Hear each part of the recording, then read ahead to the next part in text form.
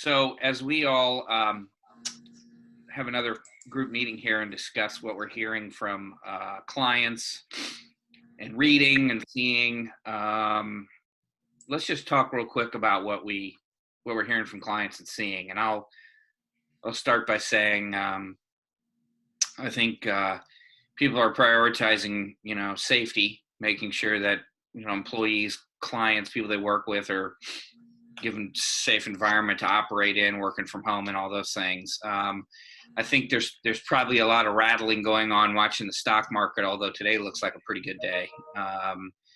But who knows? And it does feel different. I mean, in terms of um, the economy when we went through the Great Recession seemed to be sort of a slow decline versus what seems to be a pretty rapid descent. And people have fundraising questions. So what do we hear? What do we think? I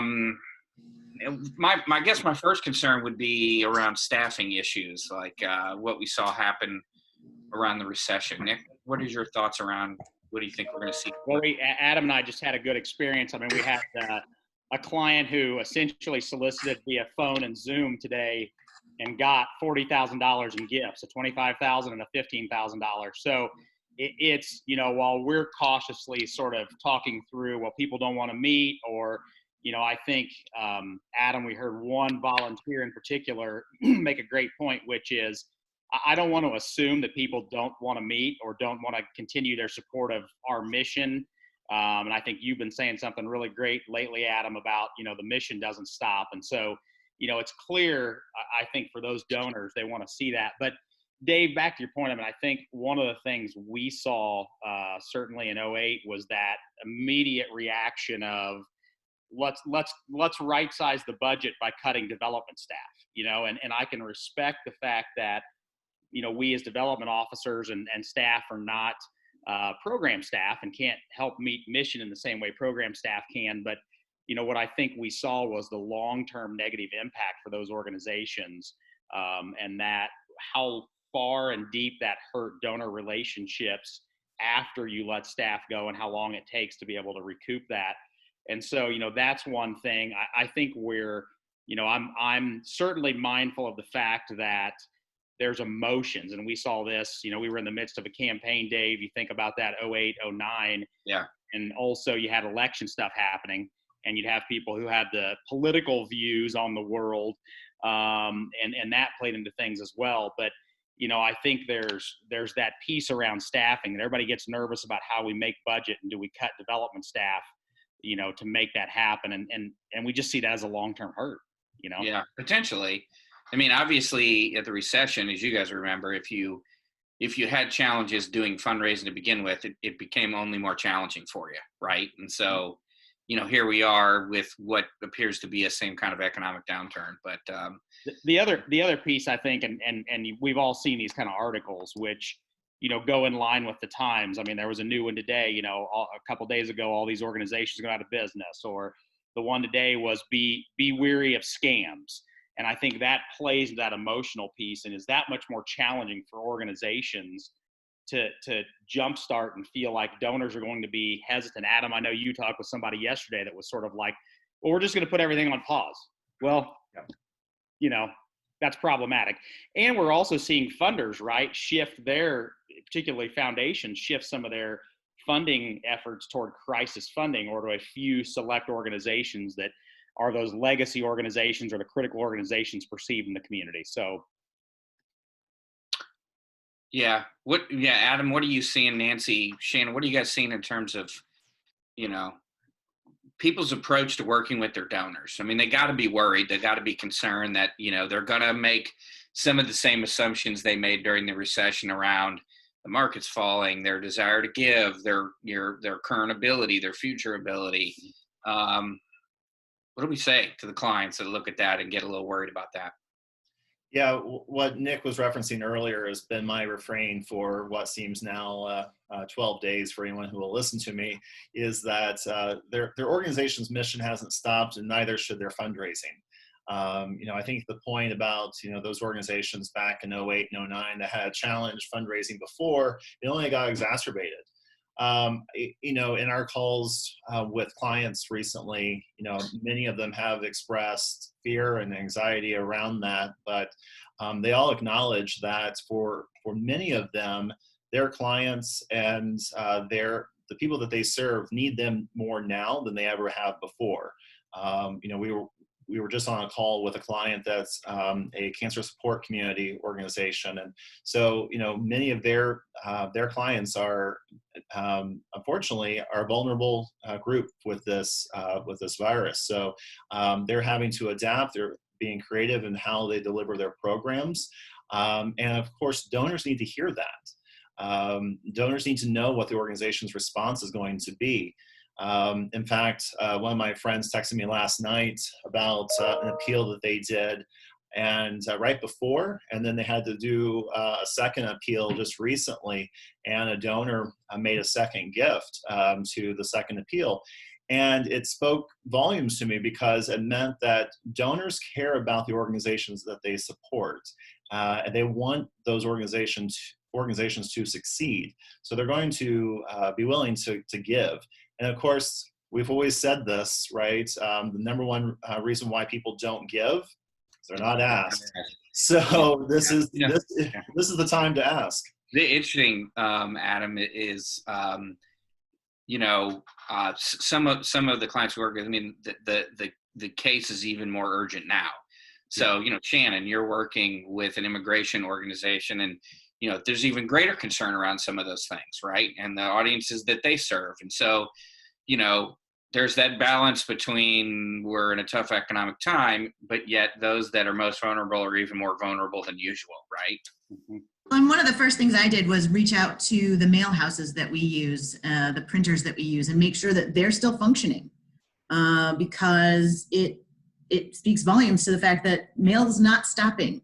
And we know that direct mail does count, and it does work. And we proved the internet is still working too. As a part the internet still works. Right. So then the second thing I did was, when I looked at the copy of what I had started for direct mail letters, was an initial paragraph that says, I know these are troubling times. I know we're scared, but the work must continue. I need your help. We need, to come together as a community. And using that language, reminds us why we're fundraisers. Yeah. That's why we do what we do. Yeah. Nancy said something interesting around that the other day, and you do faith-based. And by the way, for many of you who are watching, who are familiar with the firm, we're just more than thrilled to have Nancy join us after many years at a different organization raising money. And Nancy, it's always good to have you at any point. It was a very brief, I don't know how many years it was. It felt like many, many, many, many. But for those of you that know Nancy very well, she hasn't aged a day in the last 25 years. So, but Nancy, you were commenting around those stewardship things that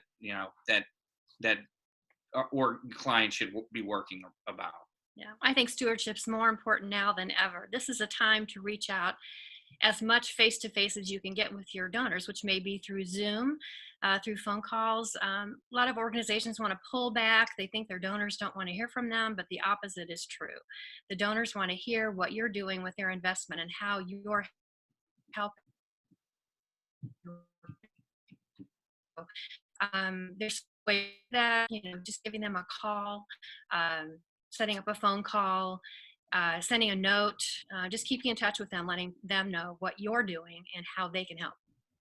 Yeah, Nick, the other day you were commenting that we've gotten so many emails from all other facets of our life, that start with COVID-19.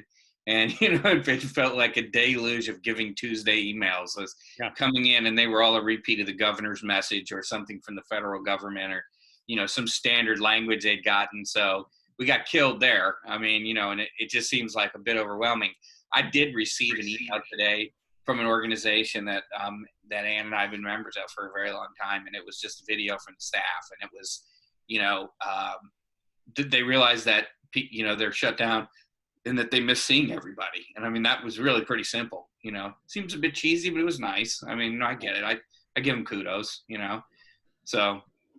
Well, I think the other thing, Adam and I, speaking of the cancer support organization we're with, I mean, because they serve a highly vulnerable population, they're having to tweak and adjust and learn to offer programs, in a via different way. in a very different way. And I think one of the challenges is going to be, we as organizations have all become accustomed to how we track outputs and outcomes, and that you're going to have to get ahead of that. I mean, if you're serving however many people via, video versus having them in person in your office or in your space, then that's very different, for reporting back on funders and that kind of stuff. So, yeah. Well, Adam, it'll be interesting to see the nature of things via using, Zoom, like we're doing here, or other, ways to connect to people. What I'm curious about, and I'll ask you, since you're the social media expert here, I've read a number of other consultants or articles from people, LinkedIn, et cetera, that talk about using Zoom as a way to connect to your donors. And I thought, if you have an older donor pool, that's maybe a foreign, that's a great idea, but they may not be using it, so heck, you could pick up the phone, you could write, Shannon, you could send them a letter, you can send them a note. I mean, there's all kinds of other ways. I don't know that I default to this way necessarily, Adam, so maybe us old people aren't so off the mark. I don't know. Yeah, no, I think you're absolutely right. I think there are some challenges with some of the technology that we have access to, and some people are not going to have access to Zoom or other things. One area that I know a lot of folks, even older folks, will use is Facebook. So be able to communicate through Facebook Live and posts on Facebook. But yeah, there's nothing. I don't know that there's anything that can replace just picking up the phone and calling people. I think as I've talked with volunteers and with donors of our clients, and even of organizations that we support, people are hungry for some good news. People are hungry for hearing something other than how bad this crisis is. So again, donors love those organizations they support and would love to hear from them. So picking up the phone, sending an email. We've heard from a lot of clients that we've just started sending emails to just to touch base with them. And a lot of us have a lot of time on our hands. So willing to read an email and respond and jump on a phone call can be really useful as well. Yeah, my phone rang several times this week, and I'm not sure it actually rang. Of course, we may be the last people with a landline in the United States of America, but that's a different subject. So Hey, we still have a landline as well. So okay, well then we are the last two people in America that have landlines to our name. I'm going to interrupt to speak to all this time on our hands. This is the time when board members can make those phone calls and say thank you to those donors and just let them know, hey, the board is still meeting. The board is still doing the work to progress the organization forward. Just those simple conversations make such a difference. Good point. And when we think back to the recession, we had several instances where clients would meet with donors with no agenda other than to, acknowledge the difficulty of the economic times. And some, Nick, I think there was 2 instances where we had donors increase their pledge because they had the capacity and knew it was tough. And some people just asked to extend it a little bit. So it was just a matter of not making the gift, but having a longer time frame by which to complete that pledge. Yeah, so. And because of that conversation, to your point, they increased. One of the things inevitably we're seeing is there's going to be some cultural resets and change, right? You go to a restaurant and you're going to do takeout only. And my one concern, I think, long-term for organizations is once everybody gets comfortable with this change in how relationships can be cultivated or gifts can be solicited electronically, it's going to be easy to stay there and go, well, we already got $25,000, via Zoom, so we should just keep doing that. Well, right. Nothing will replace the face-to-face, no matter how much the cultural changes occur post all of this. It's still going to be face-to-face is going to be the top, interaction. Yeah. Speaking of which, Nancy, you and I were chatting, and you were talking about, the impact of groups that rely heavily on volunteers, and sort of some of the changes that they were seeing. Yeah. Well, I think Shannon made a good point about engaging your board members right now, who are probably sitting home and would love to make some calls and feel like they're doing something worthwhile for the organizations. But I think communicating with your volunteers is very important, especially those maybe who were engaged in an event that isn't going to happen or is going to be postponed, sharing with them ideas or plans for the future. Volunteers are extremely important. Yeah, it's interesting that the number of years we might have suggested to a client, do you really need to have that event? Now, we could go back in time and say, if you'd never had relied on that event and it was happening in March or April of 2020, you'd be in a different spot. But have the non-event event. Well, here you are with an opportunity to have a non-event event, right? I'm on a board and there's an event in April, and I'm not sure that we've made a final decision about the status of that event. I have a guess, but at this point, we still have a little leeway, but we'll have to see what happens. But the two things that occur to me, one is let's each make a list of some clients. I think it's helpful when people hear from us, but I'd love to get some clients and do this with them and hear the strategies they're using, and then we'll post those and share them. So it would be a foray into us providing information and letting everyone learn from our clients and our clients learning from each other. And the other thing, before we close, I want you to pretend that you're on some sort of important news channel and tell me what your prediction is for this. I don't mean on the health side, but I mean, what do you think happens? Anyone want to make a bold prediction about outcomes? Because since we're recording this, we can go back and claim you either were the first to say it or you were wrong. I have something to say, because I've felt this way for years. So I'm going to say this: nonprofits and charitable organizations can save the world, and this is the example of when. Yeah. Nonprofits can do things governments can't. Nonprofits can do things that large institutions cannot, and this is the chance to show it off. This is the chance to put your support to it, to put your funding and resources to it, to get those missions exponentially moving forward. Yeah, for sure. And I think ultimately for many groups, that may be their outcome. They're going to be stronger in the long run. Mm-hmm. I have said to a number of clients that I've spoken with that my prediction is that, when we are given the all clear, I don't know who gives that directive, the president or the governors, I don't know. I think the stock market probably rebounds equally as aggressively as it fell, and I think that's going to make a huge difference in people's comfort level. I don't know what the long-term economic employment forecast is, but maybe a lot of people return more quickly to jobs. I don't know. Maybe one of you is the pundit that has the right piece of information. I was just reading an article about how the boomers and the zoomers view things like this. And I think, we're in it for the long haul. The mission is for the long haul. There are ups and downs that happened 2008 throughout history. There have been bumps in the economic road, but now is the time for organizations to step forward and do things that are different. Reach out and be that organization who really stands out among others that donors interact with, because you took the extra effort to make those phone calls and to do those extra personal touch things that others are not doing. You can really make your organization stand out among others. Yeah, don't stop your development function. I mean, to Nick's point, as we started, that's potentially a permanent decision that proves beyond costly in the long run.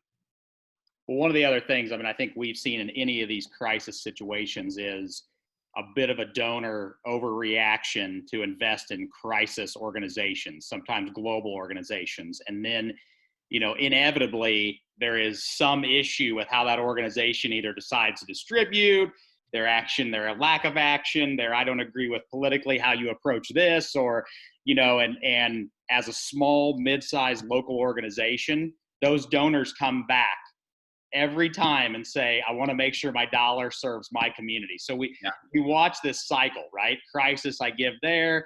I didn't hear, feel, see the impact, or I disagreed with how you distributed it. and now I'm back to my local organization. And so the more our client base, our kinds of organizations can stay present, relevant, in contact with donors, and communicating again how they're serving vulnerable populations locally, it's that feel good, feeling of my dollar stayed local and did these things. Yeah, even if they're a nonprofit that ultimately has a mission that's not sort of crisis oriented, are they helping other nonprofits, right? Shannon, to your point, as a sector, the business model we use is flawed. We don't start with enough capital. I mean, that's the nature of nonprofits. So, being agile and smart is part of the DNA, of nonprofit organizations. Adam. Well, I think you're really quiet on being a pundit. I just thought maybe you'd make a prediction that we're all going to listen to. And well, I want to be bold. I want to say that individual giving in 2020 will go up. In fact, that's pretty conservative, Adam. I mean, there's only been 2 years where it's gone down. You're really that's risking actually pretty there. conservative. So everyone let's get a number behind that. Give us a percent. Come on. By $1 or more, he thinks it's right. $1 or more. By $1 or all more. Matters. It all matters. But I think that there's a lot of fear out there, right? That it won't go up, and I think it's incumbent upon all of us to ensure that does happen, and that the organizations that get out now and are fundraising will definitely see increases in their support. So last year was only a 1% increase in giving. I'm thinking 5%. Okay, that's impressive. All right, and Adam, I'm gonna tell you that I think corporate giving will be negatively impacted. That's also an easy one to make. I mean, if we're gonna go with softballs, I just thought maybe I'd throw mine out. Dave, that brings up an issue because you and I had this conversation with an organization the other day around their sense that foundation giving would immediately drop. Yeah. And because of the rolling averages, that's going to be something downstream that's felt. Right. And don't make the assumption. Now, it may mean that funder changes who they're giving to, but it doesn't necessarily mean they're immediately going to give less money in totality this year. Yeah. And the truth is, if the market rebounds the way that I hope it will or think it will, then that might be a very insignificant change. Yeah, right. 3 months over, 40 months is not, that big a deal, but who knows? I mean, I just know that, we can't continue to meet this way because it doesn't work for me. I much prefer us all being together. Basically, we have to keep an eye on Shannon and Adam. They're, they need to be looked over. So Why me? You guys. I mean, the younger. I mean, Well, we've all in the middle of everybody. We've all been trying to find a way to distance ourselves from Dave for years. Well, here you go. I think my bold prediction is this is all because of that. This whole thing. Yeah. I mean, Adam has the I'm stuck in Antarctica scientist sort of thing going on behind him there. Right. Well, I mean, like this is I'm beard's going in. Yeah. I mean, I'll see you in 6 months. That's right. Nancy was a little frightened by you. So, Adam, I didn't know you could grow one, but it's good that you can. I didn't know. You were old. You look good, Adam. There you go. See. Thank you, Nancy, and I appreciate the confidence, in my beard growing ability, Dave. Excellent. Yeah. So we're gonna let's hear from some clients, and we'll post some other things, and we'll see what people are doing, and we'll share it, and we'll let people learn from each other. Perfect. Excellent. Until next time. See you.